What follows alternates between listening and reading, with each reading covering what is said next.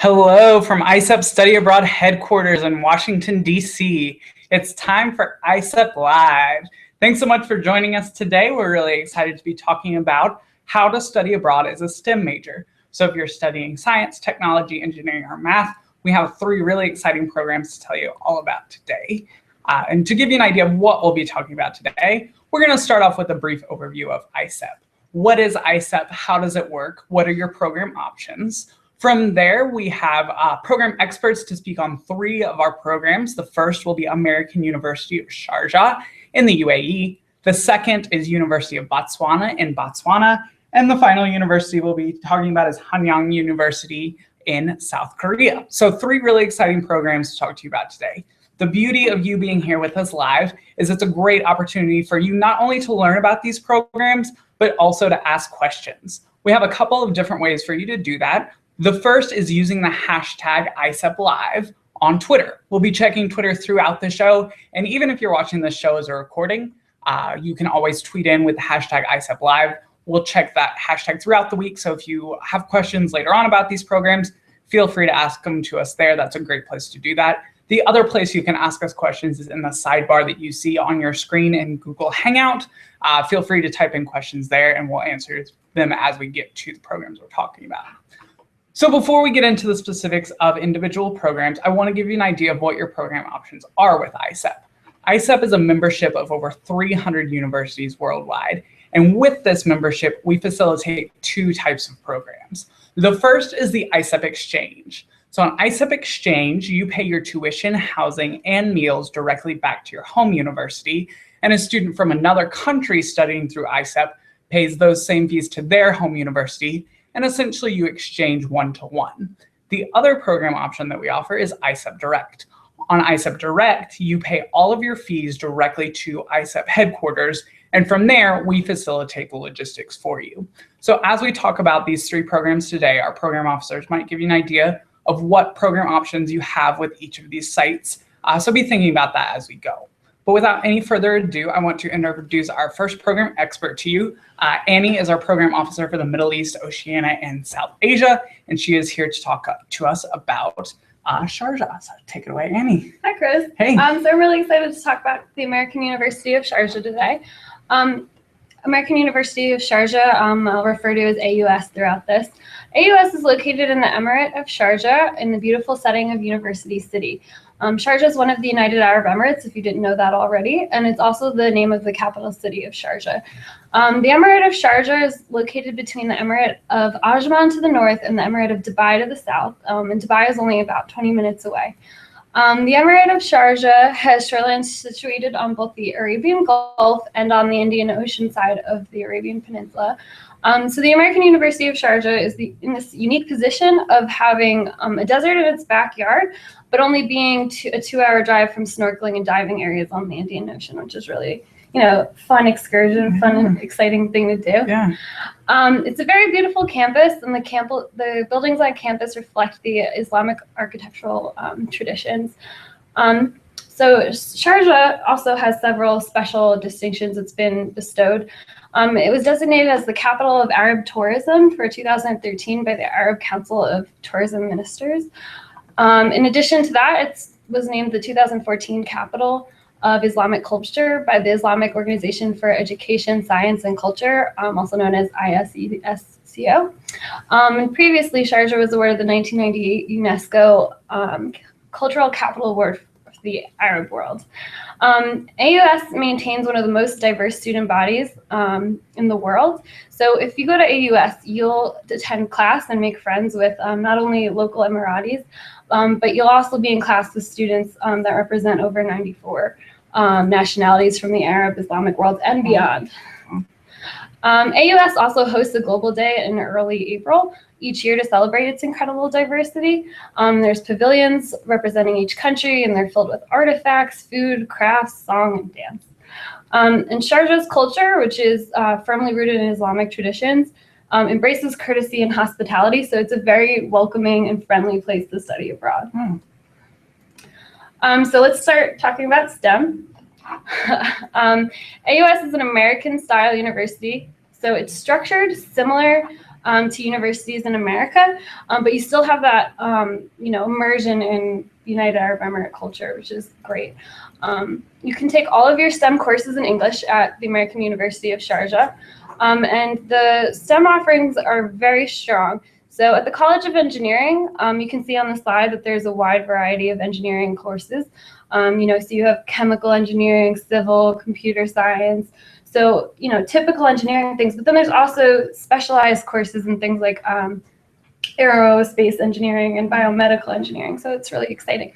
But engineering is not the only STEM offerings at AUS. The College of Arts and Sciences also has biology, chemistry, environmental sciences, mathematics, statistics, and physics. Another great thing to know about AUS is the College of Engineering is ABET accredited. ABET is the accreditation board for engineering and technology. So if your home institution requires you to only take classes that are ABET accredited for engineering, you can do that at the American University of Sharjah.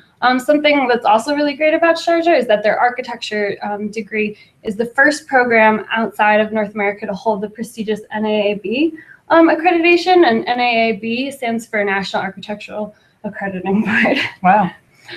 So we're still accepting applications for the fall and full year in ISEP Direct. So if you want to study abroad, you should get that in by April 1st for next semester for ISEP Direct. You can see on the screen that we have the fees for fall and for the full year. These fees include, your ISEP insurance, your tuition, and housing. So if you want to study abroad on exchange at AUS, you can do that next spring. And that deadline will be September 1st. You can also study on direct next spring, and that deadline's October 15th. And again, the fees for direct include insurance, tuition, and housing.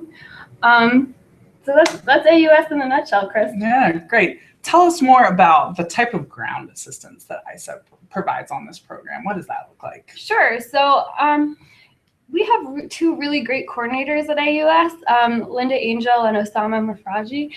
And what's really great about this dynamic duo is that Linda is an American who's been living in Sharjah for a while now, and Osama is actually a former ISEP student who studied in the US through ISEP. So the really great thing about them is that they have this, they have both perspectives covered. Right.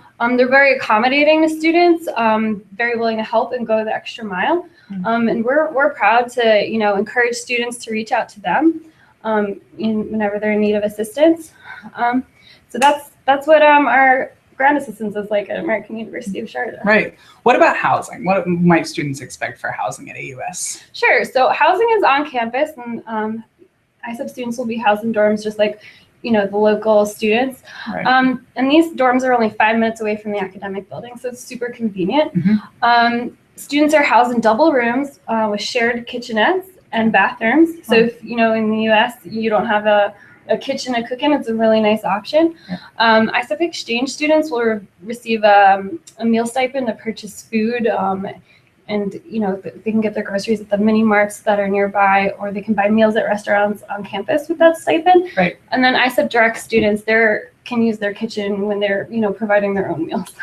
Yeah, great. What about opportunities for travel and excursions? What might that look like at AUS? So at AUS, you'll actually get the chance to do some excursions during your orientation, which is really great. So you'll get there and you'll get to do a couple of exciting things right away. Right. And these include an outing to the nearby Arabian Wildlife Center, a trip to Dubai, an outing to Jumeirah Beach in Dubai. And you're actually just minutes away from the Sharjah International Airport, so you can go anywhere your heart desires. Wow, great. It sounds like an exciting program. Thanks for taking some time to tell us about it. Before I let you go, I do want to remind our viewers to be sure to send in your questions if you have any questions about this program or any others. Annie will be around with us for a few more minutes, so feel free to add those into the question and answer toolbar, and we'll get to those in just a little bit. But before we do that, I want to introduce our next presenter. Lindsay is our program officer for Africa, and she is here to tell us about our program in Botswana. Thanks for being here, Lindsay. Yeah, Chris, thanks for having me. So I'm really excited to talk about our program at the University of Botswana. I had the opportunity to study in Southern Africa as well, so it really is bringing back all the memories of my times in living and studying in Southern Africa.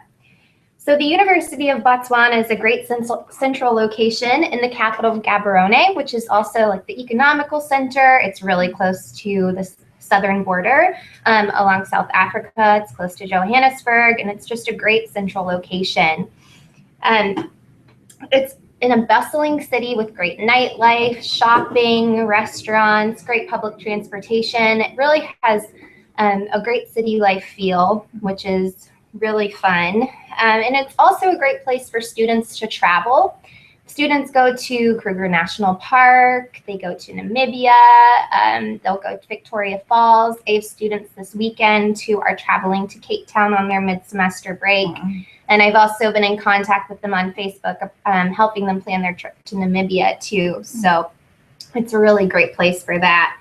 While the university is located in the city, you kind of get the best of both worlds. You have the Kalahari Desert in Botswana, as well as the largest inland delta in the world, the Okavango Delta. So you have a lot of natural settings around you as well. So it's great for nature enthusiasts and the adventure tourists. And the international office also will help plan excursions on weekends, and wow. They're for a fee, but they're very reasonable. Another great thing about Botswana is the culture. Everyone there is extremely friendly. It's a very relaxed culture. If you're more of an introvert and you're worried about studying abroad at a larger university, there's a lot of support services and a lot of just really friendly people to help you really get immersed in the culture. And students have the chance to participate in or choose from over 100 different clubs and university sports to participate in. So in the past, we'd have students on the basketball team, volleyball team, the track team, and the soccer team. And you also get the opportunity to travel around when you participate in sports. You can meet students from other universities in the area. And now we'll get into more of the academics. The University of Botswana is a great place for STEM majors. The lab facilities in the environmental science department and for the engineering students are extremely high tech. They're comparable to those here in the United States. So if you're worried about not being able to find course equivalents for your major, you shouldn't be worried. You should start to research the programs early. And if you have any questions, you can feel free to contact me, and I can help you create course maps to help find your majors. It's also a really great place for environmental studies majors, given the location and the proximity to the Okavango Delta. The University of Botswana has a research center in the Okavango Delta where students can can participate in a research project for credit, and I believe it's 3 credits, but that's also listed on our website. Another great aspect is the volunteer opportunities for students. The university will help cater volunteer opportunities to your major, and we organize them by fields of study. And I have a very large list of options. So if you're interested, you can contact me and I can send you that list. But for engineering, I just forgot to list the different types of engineering programs. They have chemical, civil, computer, mechanical, electrical, industrial, mining, and technology. And then other programs under STEM, they offer biology, chemistry, computer science, geology, natural resource management, physics, and again, the environmental science. Sounds like they have a lot of fields of study covered. Yeah, they have a lot of options. It's a great place, especially for a non-traditional study abroad location. Did you want to tell us about costs and deadlines? Yeah, let's go into the deadlines and fees a bit. The deadline for ISEP Exchange for Botswana has already passed. But as you can see, the deadline for direct for both the fall semester and full year is May 15th. And if you take a look at the fees, you'll notice the fees for the science and engineering courses are a bit more than the regular program fees. And this is also going to affect the exchange as well. If you're going on exchange, you'll just have to prepare for a little extra fees for your lab fees, but it's not significant. And as you can see, it's still a very affordable program. It's on one of our programs under 11,000, and the living costs to stay in Botswana are very affordable as well. Great. Yeah. Let's talk about a typical day in Botswana. What might that look like for a student? Yeah. The culture and life in Botswana is just very laid back. It's going to be a different atmosphere than here in the States. Things just run a bit slower there. Right. So the concept of being on time is a bit different. It's that Southern Hemisphere vibe. So students will go to class, and then if they've signed up for an internship or an internship or volunteer opportunity, they'll do that in the afternoon. And then again, it really has that city life feel. So students go out in the evenings and then have the opportunity to travel on weekends. Oh. Tell us more about these internships and volunteer opportunities. What does that look like for a student? Yeah, well, this university wants you to be in your classes for a couple of weeks before you sign up, because they want to know, how much time you can gear towards your volunteer opportunities. But for specifically STEM majors, they have opportunities in the science and technology field. I have a list here, so I'll just run through a couple of them. They have one for the Botswana Information Technology Society, Skillshare International, and the Botswana Institute for Development Policy. And then in the field of environmental sciences, they'll have, like, for example, the Kalahari Conservation Society, and the Environmental Heritage Foundation, BirdLife Botswana, and Conservation International, just to name a few. But there's plenty more where that came from, so just email me if you need a list. Oh, it sounds like a great opportunity. How would you say a student might develop professionally for participating in this program? Yeah, I think studying in a non-traditional location really allows you to feel comfortable being uncomfortable. And I think that develops, your self-confidence and really your social skills, and it helps build independence. For me personally, as you can see, I'm working in the field of international education now. So it really just helped me be able to, blend into my environment without becoming invisible. You learn a lot about cross-cultural communications and really how to just work with others given their background. Right. Well, that's all the time we have for questions for now. If you do have more questions for Lindsay, feel free to add them into the question and answer toolbar. Or again, as always, you can tweet at us with the hashtag ISEP Live, or you can tweet at Lindsay directly. Yeah, at ISEP Africa. Yeah.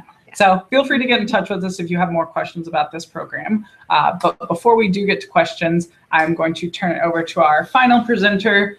Caroline is our program officer for East Asia, and she is here to talk to us about a really exciting program in South Korea. Thanks for being here, Caroline. Yeah, I'm glad to be here. All right, well, let's talk about Hanyang University in Seoul, South Korea. I'm excited.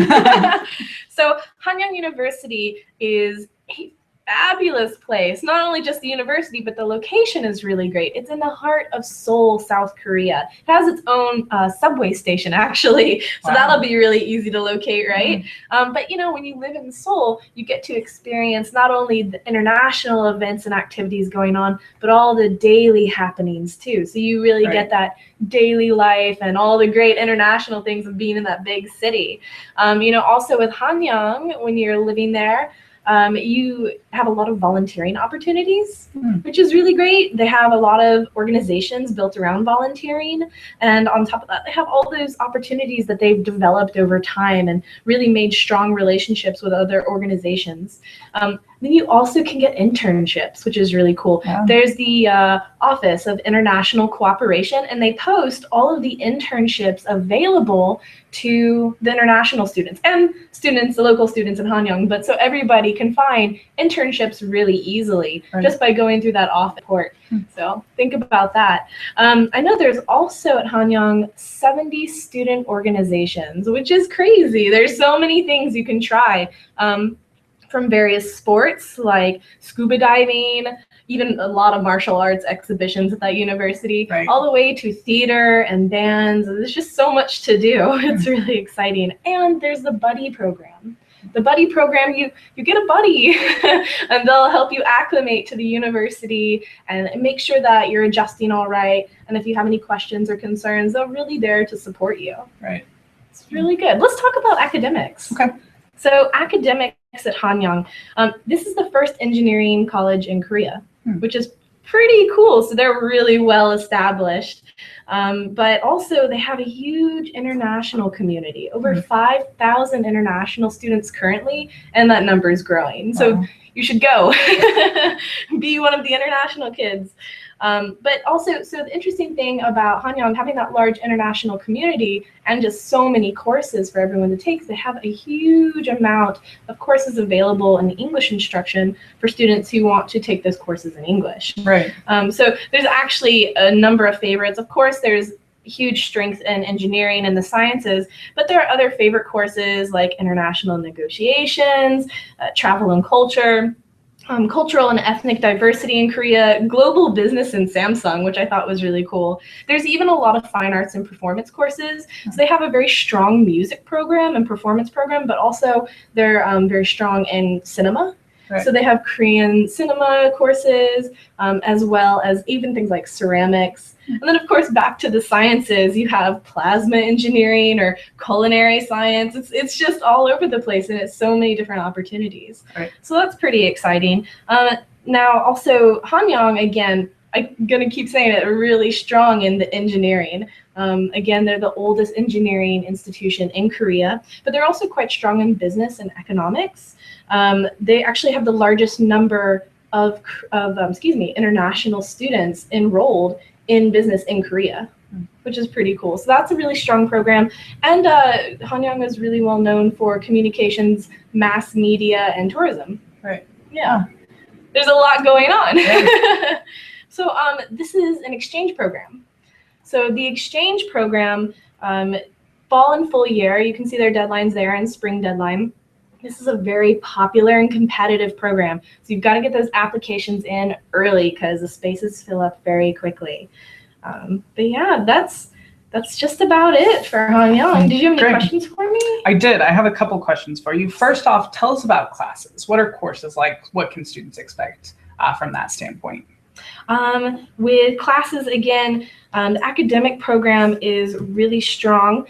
With Korean, you have survival Korean classes, and you also have the intensive Korean classes, which is kind of cool. The intensive Korean classes are about twice as much as the classes and curriculum and the work, so you spend a lot of time learning Korean, which is, hey, that's good. That's what you're there for. Right. But also, what's really interesting is you have a huge amount of engineering departments.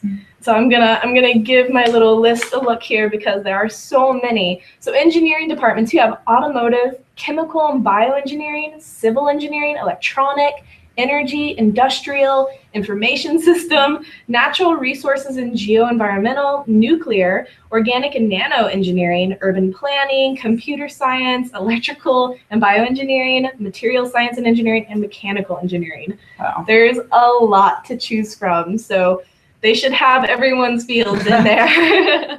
But yeah. Yeah, great. What about opportunities beyond the classroom? You talked about this a little bit, but elaborate on what that might look like for a student. So I know a lot of students and a lot of the international students get opportunities to visit big industries and big companies like Samsung and Hyundai Motor Factory, and they also have opportunities to do internships with them as well. So the university has strong relations with those companies, which is really great. Also, you have a lot of research institutes at Hanyang. So that's really great. They have 44 research institutes and centers for things such as digital economy, sports science, music research, even ceramic materials, and then of course all of the engineering fields as well. Right. Right. Yeah. Great. We have a question from one of our viewers. Judy asks, going to an international school with many international students, how can a student know that they're going to be connecting with local Korean students? What opportunities are there? That's a really good question. Actually, here's the cool thing.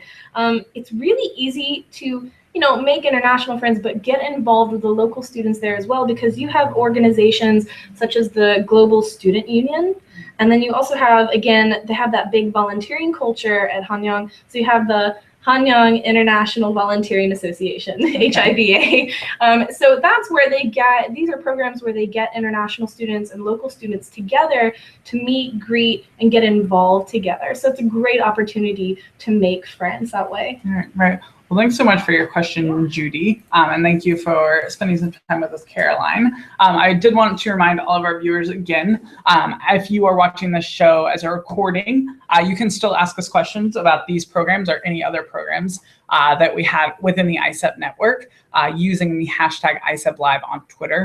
Also, be sure to follow us on all of the other major social media networks. Our organization profile is at ISEP Study Abroad. And if you're on Twitter, many of our staff members, including all of our presenters today, are on Twitter as well. So you can feel free to ask them questions directly there. Before we do end the show for the day, I did want to let you know what steps you might be interested in taking from here. Now that you've learned about these programs and what they might look like for you, it's time to continue your research. So spend some time thinking about what the specifics of these programs look like and how they might work for you. The best place to do that is on our website. We're at www.isep.org. Or again, you can always connect with us on social media to ask more of those specific questions of us once you have done some of your research. From there, it's time to talk with your ISEP coordinator. Your ISEP coordinator is a person on your campus who is an expert in all things ISEP. So they can help you with the application process. If you're still in the process of researching programs and figuring out what campus or what courses might work well for you, they can help with that process. They're a great resource to you. And again, they're right on your campus. So you'd want to connect with your study abroad or international office to find that person and get started with the process from your campus's perspective. And once you've had a chance to meet with that person, it's time to apply for your program. Once you have spoken with your coordinator, they will direct you to our site. Again, we're at www.isep.org/apply to get to the application process specifically. And you can start that process. And as you heard today, a lot of these programs have deadlines coming up or can be very competitive programs. So it's always great to get started on that process early. I want to thank you again for watching this show with us today. As a reminder, this show is available online. So if you want to hear more about these programs or listen to anything again, the show will be accessible on our YouTube page as soon as we're done today. Thanks so much again for watching. Please join us again next week as we continue to talk about more of the people and places that make up the ISEP network.